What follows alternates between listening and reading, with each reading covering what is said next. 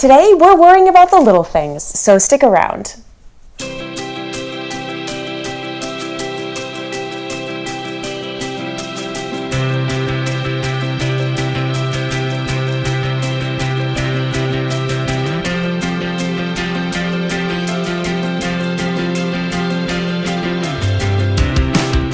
Hey everyone, I'm Rachel from PencilStash. This is a weekly show about adult coloring, colored pencils, tips, and tricks. If you're new to the channel, hit the subscribe button, or better yet, the bell button to be notified when new content is uploaded.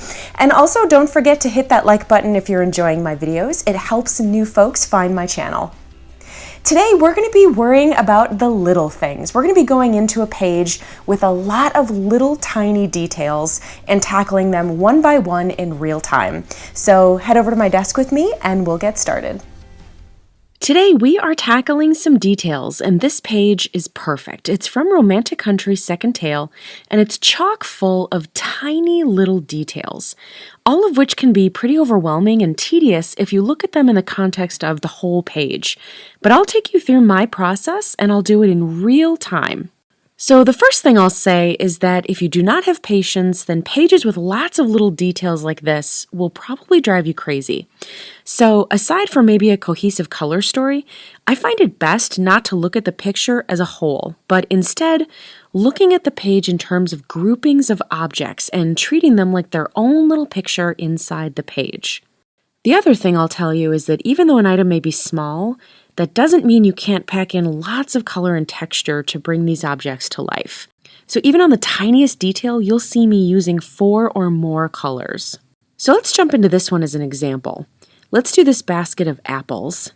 I find it always good to start with my shiny highlight. So I'll take my white pencil and I'll put in a circular highlight where the light would bounce off of that shiny apple. And I know it's hard to tell in the video, but you should be able to see where it is on your own page. This white will act as a resist as you lay down more color next to it.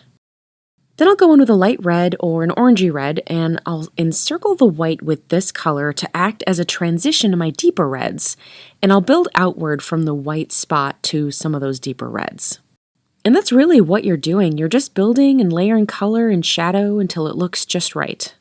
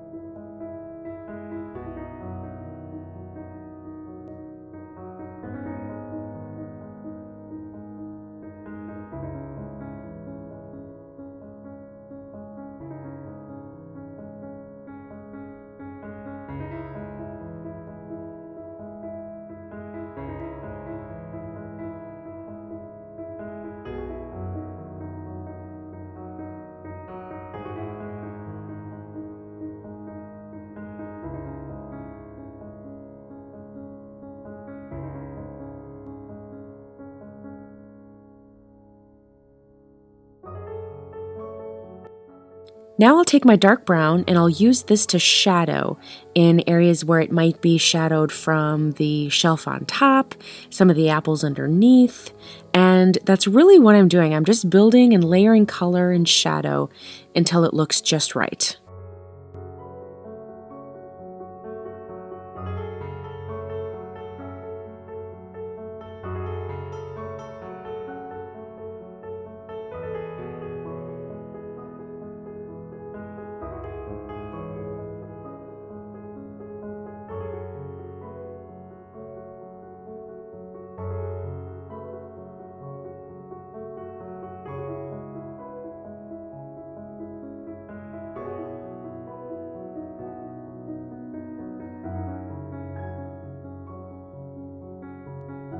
Going back in with a few of my reds to add some additional layers.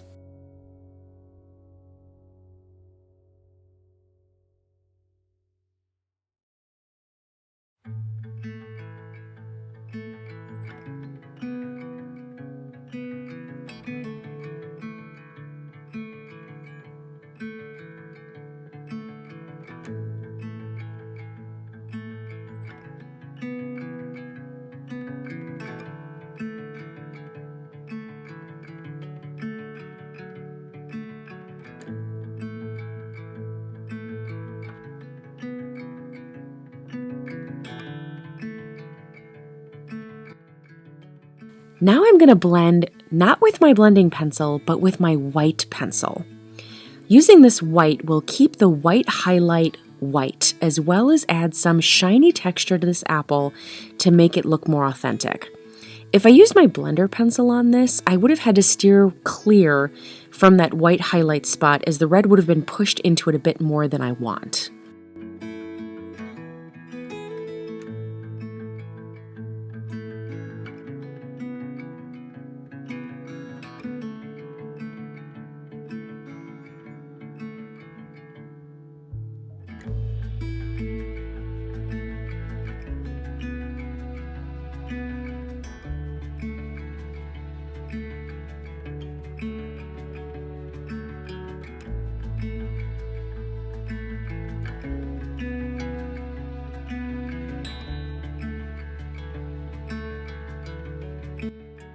Now for these pumpkins, which can be a lot of fun, as many of them have a lot of colors in them, such as orange, yellows, greens, and browns. I'll start with the lightest areas, which will act as our highlight, and I'm going to use this sand color. Then build up layers of oranges and browns around it.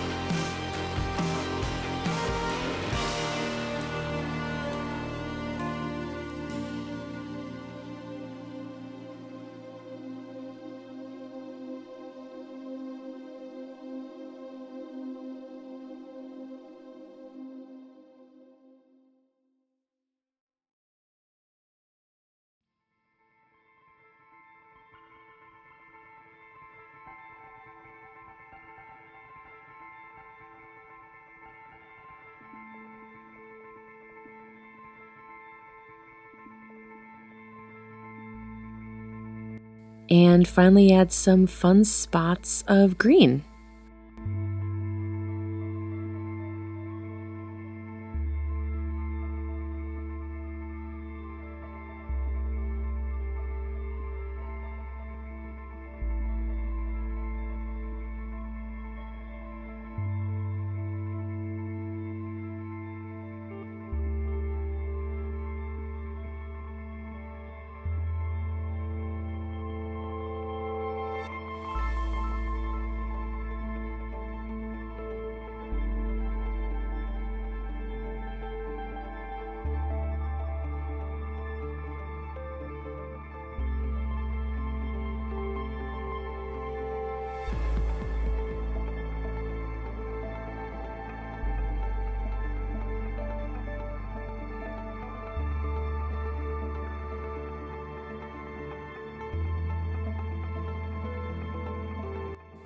On these bottles laying on their sides, so what we're looking at is actually that curved bottom that I honestly don't know enough from memory to really do justice. So here's another great tip I have for you.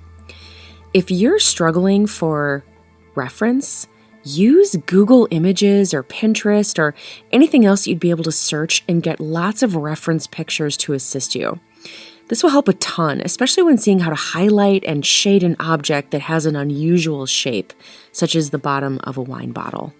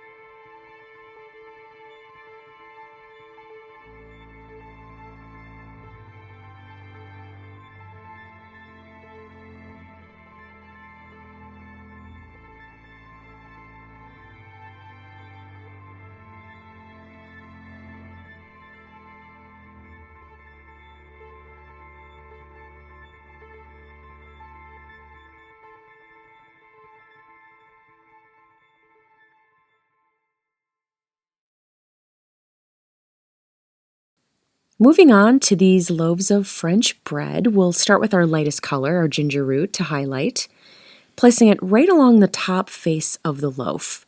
Then we'll build and build on that, trying to achieve that crisp, oven-baked bread look.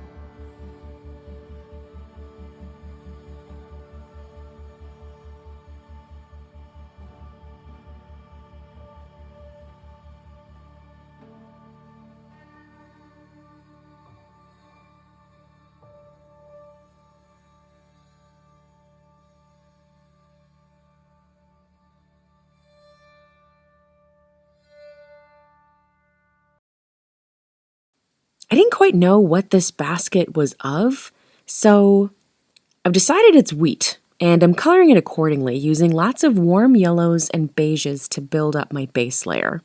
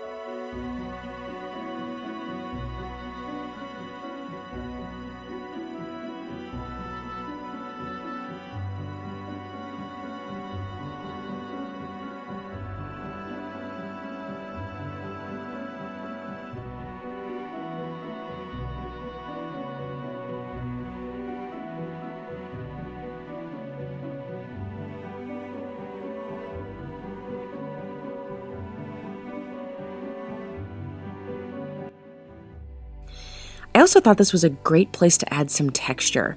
So I'm taking my bronze and adding some lines, just to give it a little bit of a more interesting look.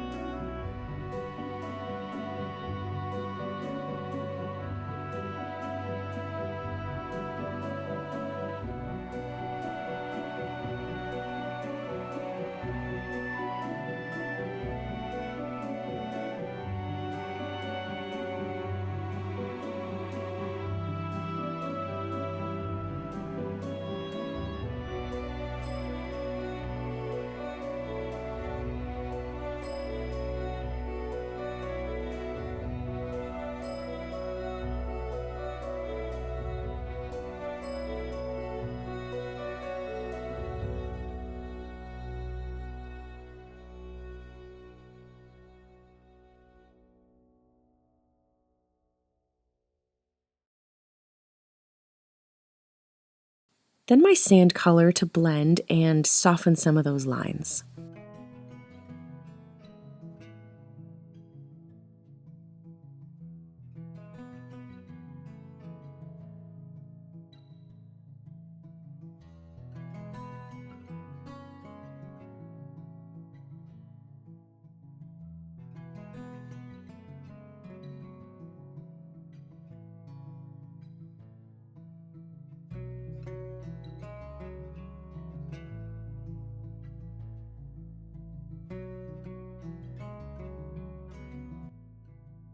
Now I'm going to start this grouping of cheeses in this cabinet, and with a large grouping like this, I want to make them all different, but at the same time want to pull together some colors that I want to use just to make sure that my cheese story is consistent yet multi-layered and they all kind of have a life of their own.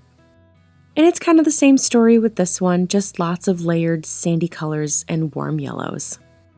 And even some browns.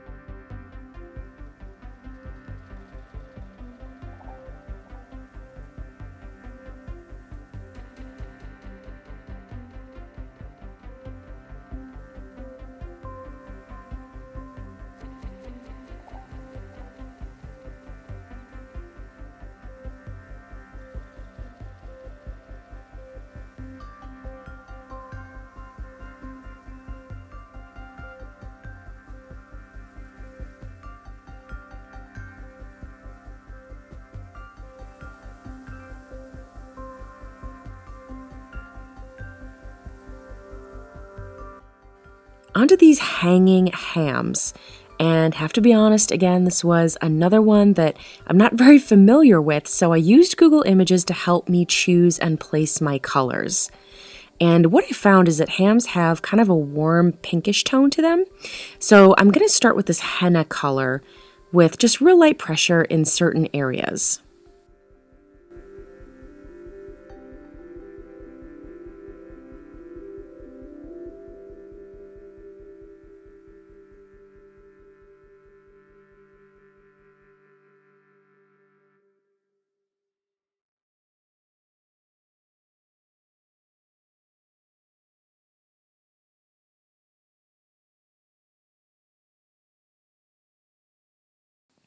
Now hams also have a real fatty layer down at the bottom of this cut, so I'm going to line the bottom of each of these with my ginger root color.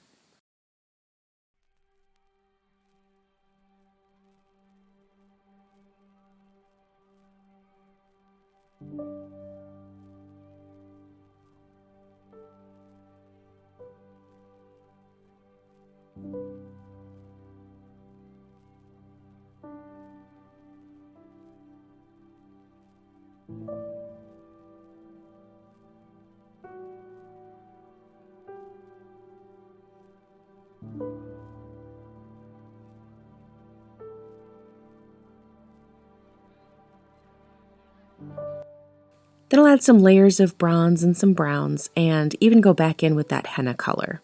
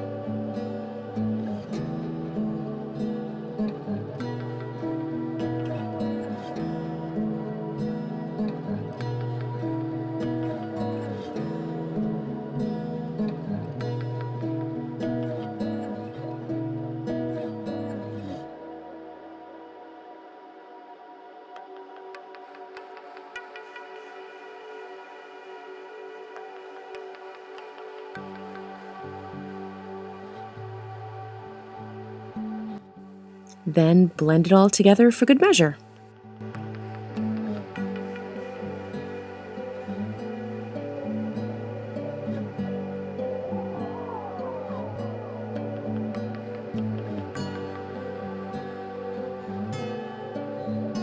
Now this lettuce, and I really wanted to capture that white, light green stalk that usually runs up the middle and then gets to a richer, deeper green outward from there. So the colors I've chosen really lend itself to that.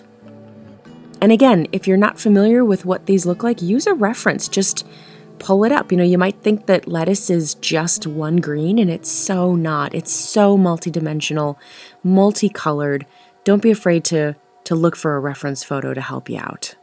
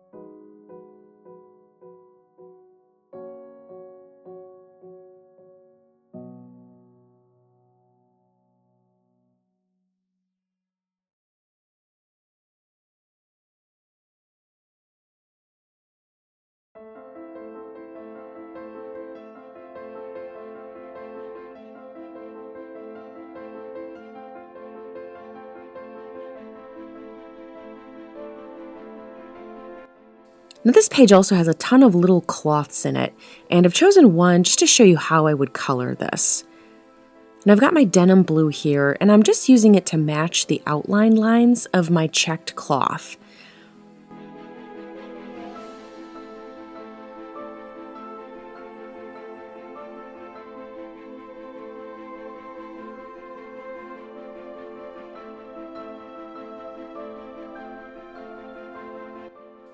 And I could just leave it like this to simulate a striped or checked kind of cloth look.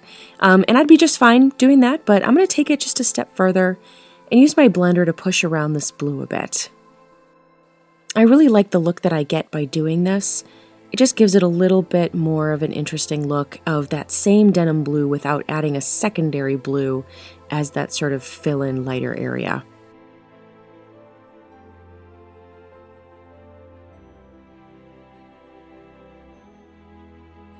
Now this page has a ton of baskets, so I'll show you one of those too. Same sort of principle as everything else, starting with my lightest color and building from there.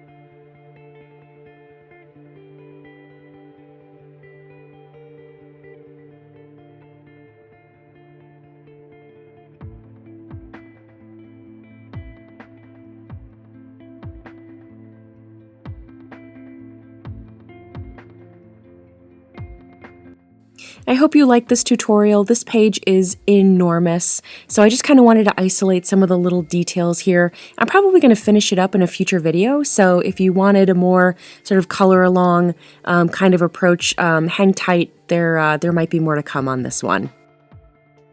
Here's some amazing featured work from our talented coloring book artists from this week. You too can share your work with me in our creative community by joining our PencilStash adult coloring group on Facebook, or you can @PencilStash or #PencilStashMe on Instagram. If you liked this video and want to see more, hit the like and subscribe button and share with your coloring buddies on social media. Check out the rest of my tutorials on my YouTube channel and visit PencilStash.com to visit my blog. Thanks so much for watching this week, and I will see you next time.